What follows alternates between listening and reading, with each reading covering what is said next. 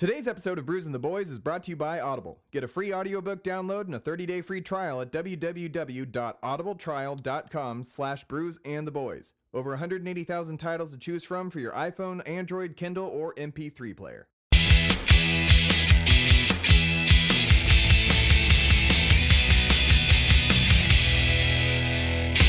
Prepare your ears for a Waffle Butt Media podcast.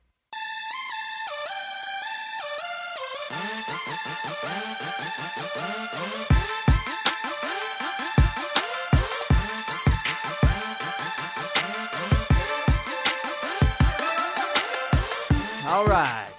Welcome to the Brews and the Boys podcast. We are your friendly neighborhood bar podcast. We drink cold beverages. Ooh, and we talk about America's team, the Dallas Cowboys. Every week we will be giving you an in-depth of everything about the Cowboys. My name is Michael Sizemore. I've been following and writing about the Cowboys for many years and currently contribute to Blogging the Boys. You may follow me on Twitter at Mr. Sizemore. Follow the podcast at Brews and the Boys. With me, as always, is my producer and football illiterate sidekick, Timmy Two-Step. Hello. And it wouldn't be a Thursday without Thursdays with Tom. We got Tom Ryle from BTBQ, the Kermit the Frog sound Tom. Yay! All right, we got Tom. And just before we went on air, we decided that we're just going to poke fun here for a second. This was a couple of days ago, but now that you know it, Des Bryant is going to have to stay a Cowboy because that guy that y'all wanted to get in free agency, Jarvis Landry, the Dolphins placed a franchise tag on him, meaning that they will at least pay him $16 million this year. Man. So Des Bryant is still going to probably be a Cowboy, and Jarvis Landry is not. So, there you go.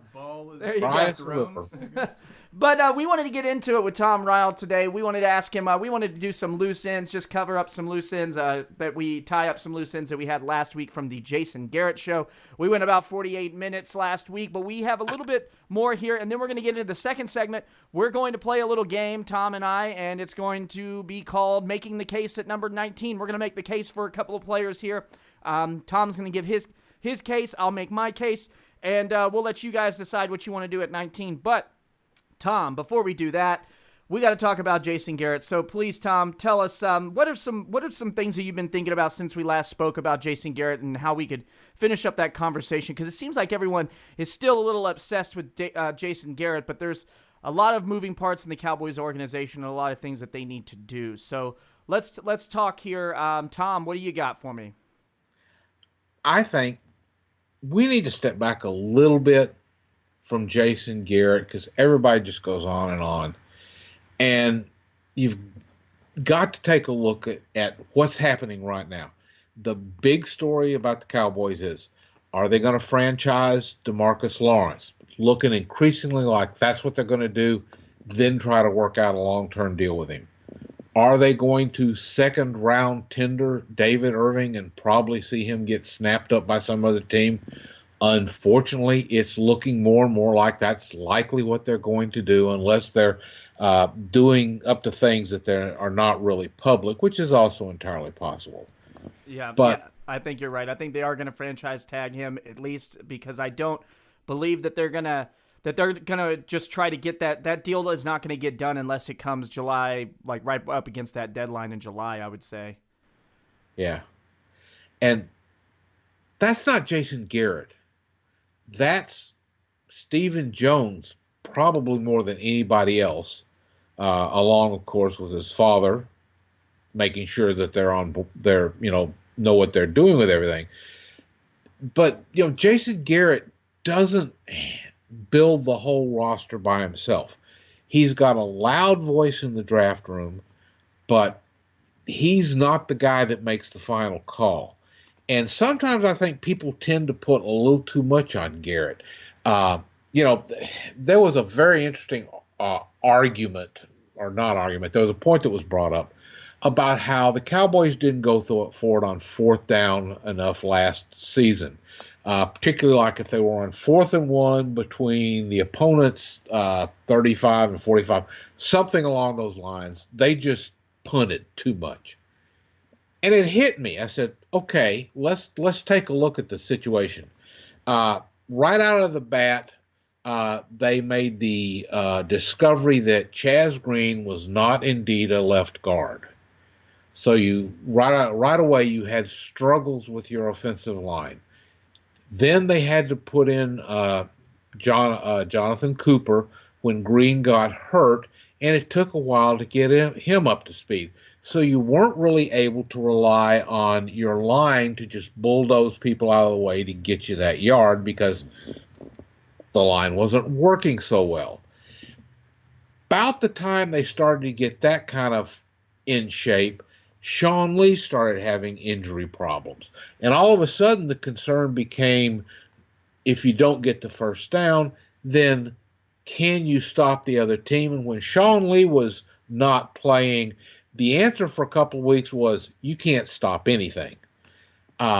Then, about the time they finally got all that straightened out, Zeke Elliott gets suspended. So for 6 weeks, he's out.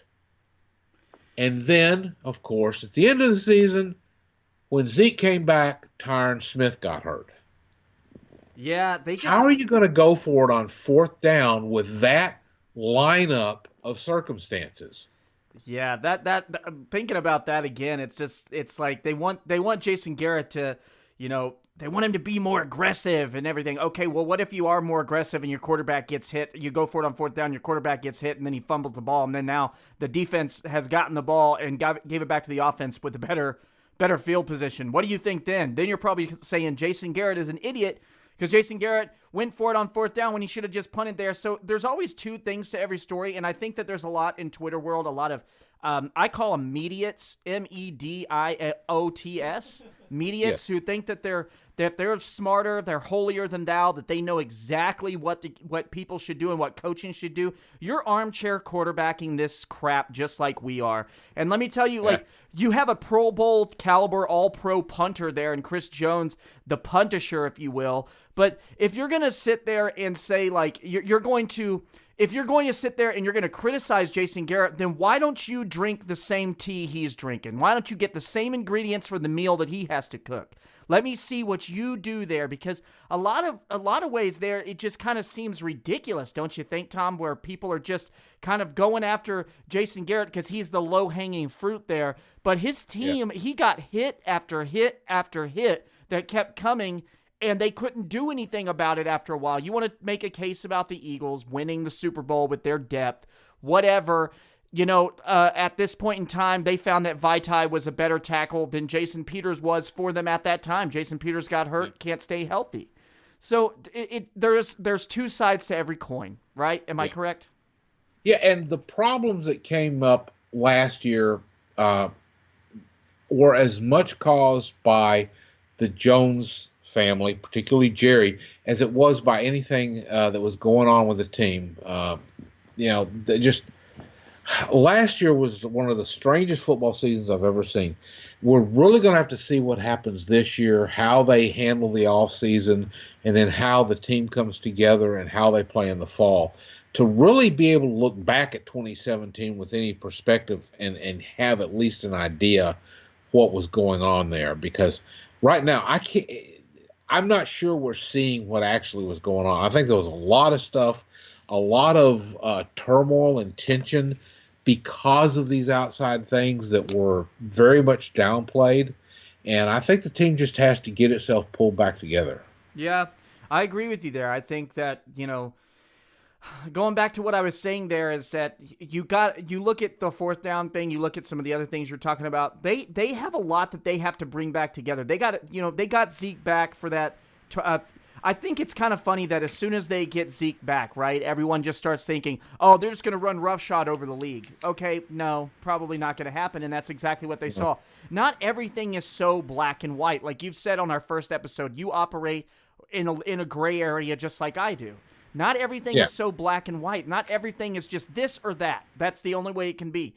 And I think Cowboys fans really need to understand, but before they start pushing guys out the door, before they start pushing a coach out the door, start to think about who is realistically the guy that's coming in to do it? Because like we said last week, you're not getting Jim Harbaugh is not working with this owner. You're not getting Nick Saban to work with this owner, even though I don't think you should want Nick Saban because I think he's a good college coach. I don't think he'll ever come back to the NFL, and I don't think that the NFL would want him.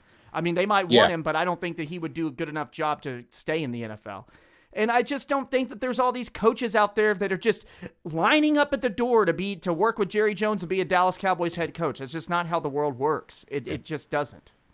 And one of the things, I think the test case to watch this year for me is what happens with the Raiders and John Gruden. There you go. Bingo. I could be 100% wrong on this. I don't think it's going to work. Yeah. I think Gruden has carried out a great long con to get a huge contract out of Mark Davis. And Mark Davis may be really sharp.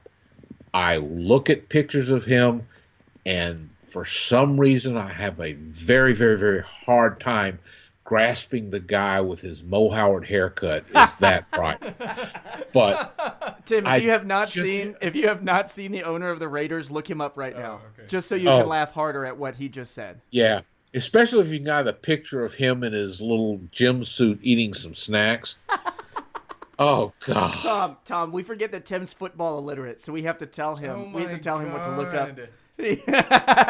He's seeing the picture right now. His hair is awful. He's just looks awful, right? He just looks like someone just put a bowl over his head and just chopped around Who in 1950 with a bowl cut your hair? Yeah, that is true, man.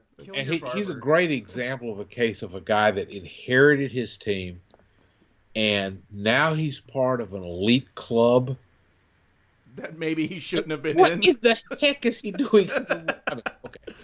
And listen, he may do a much better job of running the franchise than I realize based on what happened after his father, Al Davis, passed away. I think the evidence is kind of against that, but we'll just have to find out. I'm going to watch that and just see how that plays out and see what it says about this whole thing about, well, let's fire the coach and go out and get another one. Because every time people started talking about Jason Garret needing to be gone, Gruden's name would come up somewhere. Yeah, John Gruden always comes up, Tom. And you know what? It's funny that you say that because I'm with you wholeheartedly. The guy hasn't coached since 2008. Yeah. That's a long time. He was named every time a coaching vacancy came up. Every time him, Bill Cowher, those names would always get thrown out. Like, Yep. Those guys' names, and John Gruden since he hasn't coached in 10 seasons or so, he's not seen the new type of players that are coming in the NFL now, and that kind of worries me. I'm kind of curious how valid his perspective is from being in the broadcast booth. True. I've always questioned his critical ability to look at players really critically. Because, you could watch him for 16 games a season or however many he did on Monday Night Football, and you would see one of the outstanding quarterbacks against one of the other outstanding quarterbacks every stinking week. Yeah, exactly, because you had Monday Night Football. Yeah, and he'd tell us who these people, it didn't matter how bad they were. They were just great. And so don't know. I realize part of that was to play up the game and try to get the audience interested, but I have my concerns. Yeah, I have my concerns too, and I just have my concerns with the coaching carousel around the NFL, and I just think that firing this will be the last thing that we talk about, and then we'll take our break. But I think firing Jason Garret, Tom, is not maybe after this season if it's not so good, maybe you'll look at that again, but I just don't see a good crop of coaches around the league right now, and I don't think Jerry Jones would be willing to just go start with somebody completely new that he found from college or anything like that. I think that he would go for somebody like a Jeff Fisher, and I think that would be a bad idea. And it's always a crapshoot. Remember, the Philadelphia Eagles had McAdoo number one on their list before the Giants snatched him away from them and probably saved their franchise. Mm-hmm. Because look what McAdoo, or I like to call him Wackadoo, look what Wackadoo did in New York. So yeah, just trash that team. Trash that organization, trash that team, and now they're looking for. Now they're looking, do we go with a quarterback now, or do we try to load up around Eli Manning? And either way, it's going to take time. Either way, they're not going to be in the running, I don't think, for any Super Bowls. So we're going to take a quick break, and then when we come back on the other side, Tom, Ryle, and I are going to play a game with you guys about first-round draft picks and who might fall to the Cowboys or the different scenarios that they could do. We're going to make the case at 19. We'll be right back.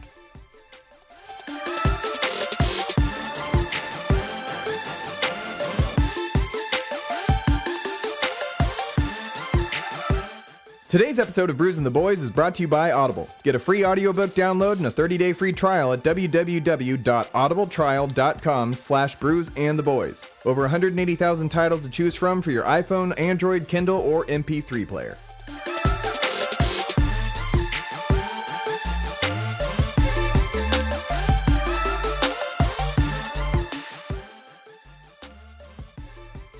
All right, we are back with Tom Ryle from Blogging the Boys. You can find Tom Ryle at Tom Ryle BTB. He is going to be here. It is a Thursday, so that means Tom Ryle is here. We are going to make the case at number 19. The Cowboys picked 19th overall in this draft. So we're going to talk about a bunch of different guys that have kind of been named around the area of where the Cowboys could possibly be picking. Some of them might not make it to the Cowboys. Some of them could. So first things first, I want to start with the wide receiver out of Alabama, Calvin Ridley. He is a perfect Z receiver in the first round, but do the Cowboys want to go with receiver in the first round, Tom? The offense becomes all that more dynamic if they put Ridley next to Dez, and having Dez on the outside with Calvin Ridley, and then having guys like Ryan Switzer and Cole Beasley in the middle, and then you also have Jason Witten there. So what do you think if Calvin Ridley is there at 19? Would you make the case for him, or do you think wide receiver at 19 is too rich? I tend to think wide receivers get overdrafted, especially if they're taken in the first round. That's just a basic principle of mine. And I'm not, a great genius on drafting, so that may be a mistaken opinion. Just given what a wide receiver does, I'm looking more for a player who's going to have impact on a lot more snaps, because wide receiver is going to only get so many targets a game, only going to really be a decoy so many times a game, and do you really want to draft a guy because of how he works blocking in the run game? So I tend to be a little hesitant. Also, I keep reading different things about the draft class as far as the wide receiver position. I see one guy says it's a bad group. I see another guy says, man, this is really an outstanding group of wide receivers. And so I'm a little scratching my head. I like, if you're going to go wide receiver, I think you start looking in the third round. And you still could find a lot of good talent out there, especially while you still got, at least as far as we know, your number one wide receiver coming back, and you're going to get Terrence Williams back. People are talking about getting rid of Cole Beasley, and I don't know if that's really a smart way to be thinking. But they've got a group of good wide receivers that are still in the building. Plus, they've got, Noah Brown. We're still waiting to see what he's got. And there's the guy named, I think, Lance Lenoir, that they're kind of think he might have something to bring to the table as far as challenging for a spot. Fast. So he's fast there, Tom. Yeah. Lance Lenoir, he is fast. He can fly. I just don't know that it's worth it to put your first round pick into the wide receiver thing. Ridley's obviously a good wide receiver. He's very highly ranked, all that good stuff. I just don't know that that's the right call for Dallas. Now, if they didn't have a good wide receiver at all, then yeah, okay. Yeah. That might be a different conversation. Yeah, see, I think I like Calvin Ridley, and I think if he does fall to 19, I don't know how you do pass that up. If he is the top guy on your board, I think you have to take him. But at the same time, I do understand what you're saying.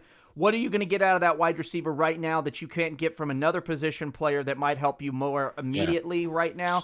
So I do like Calvin Ridley. I do think he is a perfect Z receiver on the outside there. But what I guess what the way Brian Broaddus and Dane Brugler put it the other day was, Dane thinks that if you get Calvin Ridley, that he steps right in and he becomes the best player within his rookies, or the best wide receiver the Cowboys have within his rookie season. I think that's a little crazy to be talking like that. I think Dez Bryant would still be the best receiver on the team. But I do like Calvin Ridley, but I am with you. I do think that the depth in this wide receiver class, I actually like it a lot. And I think looking in the third round, even in the second round, if you find a guy that you think, hey, this guy deserves a second round pick from us, then I think, yeah, you go take him. But I might be a little hesitant to take the wide receiver in the first round, just like you, because I don't know if Calvin Ridley is a definite first round talent. I just know that he maybe in this class is. You know what I'm saying? Yeah. So I think somebody else is going to like him a lot more than the Cowboys anyway. Baltimore Ravens, they're going to like him. They're going to like him. Oh, yeah. I think you might have been looking at the same mock draft I was. Yeah, Ozzie Newsome's going to like him a lot. I think that they need wide receiver talent big time. They're like what you said. If the Cowboys didn't have a receiver or didn't have anybody they're looking at, that would be the guy for them. And I think Calvin Ridley's going to fit a lot of what they do. So we're going to move on. Now we're going to go to a big-time Cowboys favorite, the defensive tackle out of Washington, Vita Vea. Will the Cowboys ever let go of that threshold at one tech, Tom? They believe that one techs can just be found anywhere. If they can find them at a 7-Eleven and pull them in and plug them in the next day. Or do you think Vea is that potential Pro Bowl player that might change their threshold and how he helps the defense get better in a hurry? I want to know what you think about Vita Vea becoming a Dallas Cowboy at 19. If he is still available when the Cowboys go on the clock and they don't call his name, the shriek you hear from deep East Texas will be me in absolute heart-wrenching agony. That you can find a defensive tackle a one tech anywhere. Yeah. You don't find Vita Vea anywhere. And by the way, how did that work for them last year when they took some DTs in the 7th round? Who are those guys? Yeah, none of them are on the roster. Any of them even make the practice squad? I'm not sure. But that whole thought of we can go find a one-tech tackle at the 7-Eleven. Okay, well, you haven't. You haven't been able to find one in the last couple of years. You thought you had something with Stephen Paya. He's got a degenerative knee condition that made him retire. I think the Cowboys haven't been good enough to find in their personnel department to find defensive tackles that fit that one tech. I feel like they have a lot of guys that have position flex, and I'm so tired of hearing that damn word, aren't you? Oh yeah, it's I can understand in some places, like if one of your backup offensive linemen need position flex because you're only going to probably roll with 3 backups there, so they've got to cover multiple spots along the line. But yeah, you need to have that guy who can come in as the one tech, and unless you're running some kind of a special stunt or something, that's where he's going to be, and he's going to be such a headache that the other team has to account for him. And oh heck, he's so good it doesn't matter, they can't account for him. So yeah, that's what Vea is. I think he's one of those game changer type people that you put him on the line, you line him up with Collins next to him at 3 tech, or Irving next to him at 3 tech, and then you've got DeMarcus Lawrence on one end, and then you throw Tyrone Crawford into it.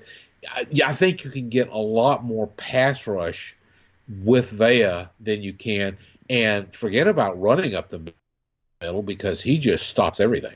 Yeah. I think he's definitely a catalytic player. I think that Vita Vea, he might not necessarily be the guy. I think that he'll hover around 4 sacks a year or something like that. But that's not what you're looking for. He's Haloti Ngata. He's the guy that you want in the middle that is just taking on double teams, taking on the blocks, and letting other guys get free to make plays. I think he makes your pass rush a lot better. He makes your run defense a heck of a lot better, because when you had those defensive tackles in there last year, Malik Collins and David Irving, though they did the best that they could, stopping the run is not necessarily their key. And without Sean Lee, we saw that team became really vulnerable up the middle. I think Haloti Ngata does a lot for you. I think he actually makes Vita Vea, if you get Vita Vea in there, you get someone that's kind of like Haloti Ngata. But I think Vita Vea does a lot for you there. I think he makes it not so imperative that you have to have the best linebackers on the field. I think that he is that good in the middle that he can take on some double teams, and he can help your other guys get to the quarterback. So now we're going to move in to talking about a safety, two safeties that they have that could possibly. I don't know if either one of them are going to be there when the Cowboys are picking, but there's chances that they could slide. Those are going to be safety Derwin James out of Florida State, and then we have Ronnie Harrison, Alabama. So finding a dynamic playmaker at safety would be, a solid commitment to Chris Richard, I believe, that, who runs the secondary now. Now, I think that they need to find a free safety, but I think that what they really missed last year was that Barry Church role, that strong safety that helps them in the run game, that diagnoses what the offense is doing. So if they could find a potential playmaker like a Derwin James or a Ronnie Harrison in the first round, how do you feel about that? Yeah, it's one of those, if certain other players are gone and they happen to be there, because, James is one of those people that you're seeing a lot of projections that he's going to go like around 15 or so, just a little bit before Dallas. And so, if he's still on the board at that point, they don't have one of the other really hot targets, at least in my mind. I would be happy with that. And you've got to think with Richard, that's definitely going to be something that the team is going to look at. They're at least going to be listening to Richard explain the virtues of taking someone like that. Yeah, I believe you're right there, because I think that I think Chris Richard is going to have a lot of say in this draft this year, and I think he's going to have a lot of say in that room, because I think they look at him as, I think Rod Marinelli said, okay, Matt Eberflus doesn't want to be here. He doesn't want to be my DC in waiting. Well, Chris Richard, I want you to be the next defensive coordinator of the Dallas Cowboys. Tell us how you like to build things in Seattle, and let's start trying to build that team that we've been looking at for so many years, wanting to have a defense like that. I think Chris Richard is going to have a huge, huge say in what they do in building the roster. And if a Derwin James or a Ronnie Harrison is there, I think they might look at that. It depends on if that fits Chris Richard's thresholds that he wants at safety and stuff. Wouldn't you think? Yeah, you've got to think that he's going to be trying to mold what they're bringing in. Yeah, and it's just simple. If the player looks like someone who could have been playing for Seattle 5 years ago, then he's probably going to be real interested in that guy. Yeah, exactly. Now, the next thing I'm going to get to is we're going to talk about left guard here. I think there are two options for the Cowboys. They either sit at 19 and a guy from Georgia like Isaiah Wynn is sitting there, or possibly trading back at the end of the first round if you can get another pick. I think if you're trading into anywhere from 28 to 32, you could snag another second-round pick as far as the draft value chart goes. Now, if you're looking to just trade a couple of spots, you can get another third-round pick, and they could trade back for Will Hernandez. Not everybody is believing that it's a good allocation of resources to go left guard in the first round. I know you and I are both on the train of making anything as friendly for Dak Prescott is probably the best thing that they could do. So what do you see as the options here? Would you rather just stay put and pick Isaiah Wynn, or would you trade back and try to get another pick and get Will Hernandez at the end of the first? If they were both still there and Wynn was there at 19, I'd pull the trigger on him. I'm on record saying that I think the two positions the Cowboys need to be looking at are that one tech and the left guard. That's what they should be going for. And and there was a mock draft up on our SB Nation umbrella site that said that they had Wynn mocked to Dallas. I said, well, this is a pretty terrible draw for the Cowboys. I read that and I'm thinking, no, that's kind of a dream scenario, isn't it? Yeah. Get him. Yeah, the only person that you'd really want to take in front of him, I think, if you're going to address that position, it is the what's his name? I'm trying to remember the guy that everyone says is going to be one of the best people in the blasted draft. Quentin Nelson. Quentin Nelson out of Notre Dame. Yeah, and he's going to be gone. So if way Wynn gone. is there, you take him. Yeah. If you did get an offer and you saw that you could probably get to Hernandez, yeah, that could be real tempting because I don't think Hernandez is that much of a step down. Yeah. I would love to see them get that guard position locked up and line up that row of people that would all basically be first-round draft choices. Yeah, I got you good there. ones. And I think the Cowboys have been good at drafting offensive linemen, and this is a class that is better inside than it is out, so why not? Yeah, and there's an interesting thing there. If you're good at doing something, why don't you go with doing that in the first round? Because you know you can identify the good ones there. Yeah. And if you can find a guy that you feel is a value at that spot, that's who you ought to take over somebody that maybe you haven't been doing as well with. Yeah, I think that Isaiah Wynn would be a win for them. Yeah. But I also think that if you can trade back in the first round, say you're trading at 30 or 29 or 30, 31, and Will Hernandez is there, and you get another second-round pick too, I think you definitely pull the trigger on that. And go and try to get that second-round pick. It's not like the Cowboys have been great with their second-round picks as of late, but maybe if you got two, Tom, you could hit on one of them.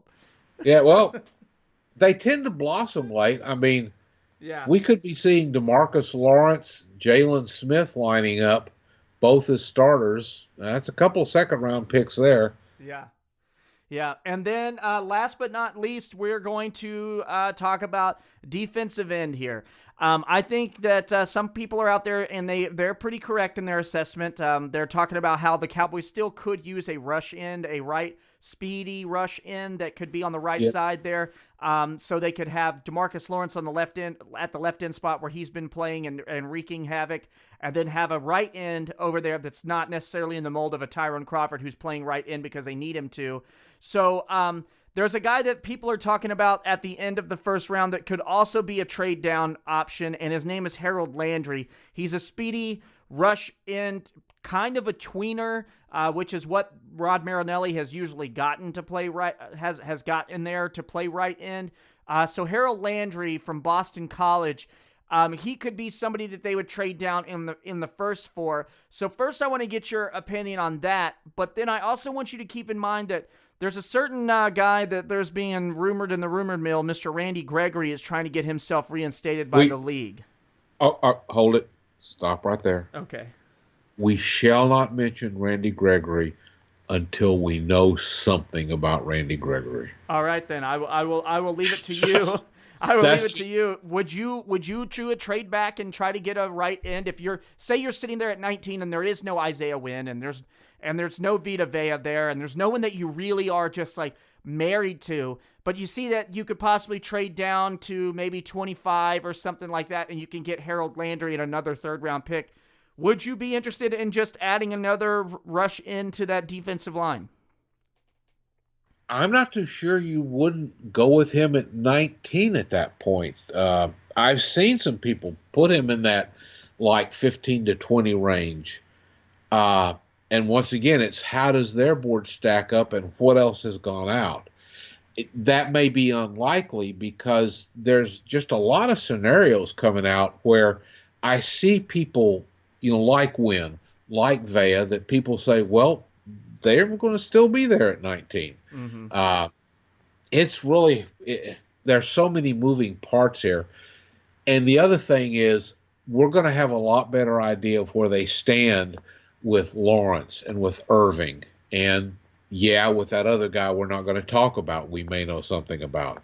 Yeah. All of that could change the picture. But if it looks like you've got a little bit less at defensive end than you were kind of hoping you'd have at that point when the draft rolls around, I don't think you can ever have too many good defensive ends. Yeah, I agree with you there too. I think if Harold Landry, if Harold Landry, kind of fits that mold of a speed rusher on the right side, and you say to yourself, we could probably get him at 25 and trade down. Maybe you are being a little cute. Maybe you should just take him at 19 and not try to end up losing him and then be sitting there stuck at number 25 with somebody you don't even know who, if you like or not. So so there you have it. We made the case at number 19 with Tom Ryle. We talked about Jason Garret in the first segment. Tom's going to be here every Thursday. You can find Tom on Twitter at Tom Ryle BTB. You can find his work and my work at bloggingtheboys.com. We want to thank you, Tom, for joining us another week. He'll be back in your ear. If you like Tom, you're going to get more Tommy Tom as many times as you possibly can. Are you sure you want to sell me this heavy? Yeah, we're going to sell you heavy. This has been the Brews and the Boys podcast. Please remember to leave us a review in iTunes and follow us on Facebook, Twitter, and Instagram at Brews and the Boys. Also, don't forget to check out our Patreon page and gain access early. You'll get this episode early tomorrow if you gain access on Patreon through there. Anything that you put through helps us a lot here to keep these podcasts going to you. The link is in the show description about our Patreon page.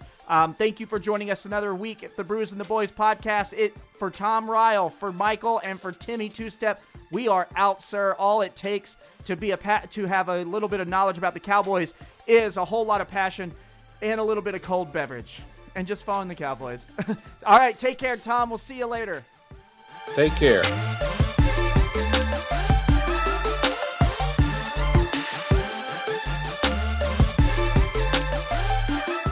Now this is podcasting.